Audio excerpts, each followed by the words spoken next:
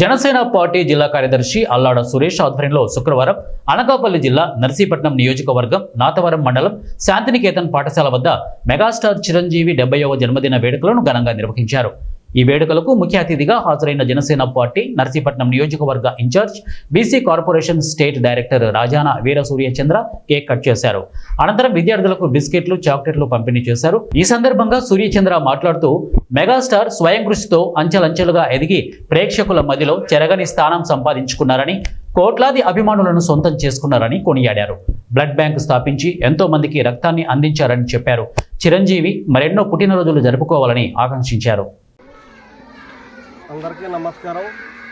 ఈరోజు doctor Padma Bhushan megastar Chiranjeevi గారు మాజీ మంత్రివర్యులు చిరంజీవి గారు 70వ పుట్టినరోజు ఈరోజు పిల్లలందరితోటి గడిపి ఆయన జన్మదినాన్ని పురస్కరించుకొని ఆయన ఆరోగ్యాలతో ఉండాలని, ఉన్నతమైన స్థానంలో ఉండాలని ఈరోజు మేము నర్సీపట్నం జనసేన పార్టీ నుంచి నా సోదరుడు అల్లాడ సురేష్ గారు ఏర్పాటు చేసినటువంటి ఈ బర్త్డే కార్యక్రమాన్ని ఈరోజు పిల్లల మధ్యన ఎంతో సంతోషంగా గడుపుకొని చాలా ఆనందంగా ఉందని చెప్పి ఈరోజు మీ అందరితోటి పాల్పంచుకున్నందుకు చాలా సంతోషంగా ఉందని చెప్పి ప్రత్యేకంగా కూడా ధన్యవాదాలు తెలుపుతున్నాను.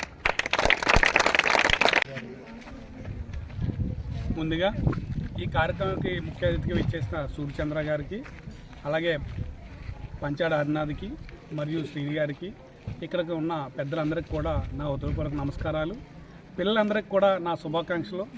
ఈరోజు ముందుగా మనం చిరంజీవి గారి జన్మదిన ఉత్సవాలు ఇక్కడ జరుపుకోవడం నాకు చాలా ఆనందకరంగా ఉంది.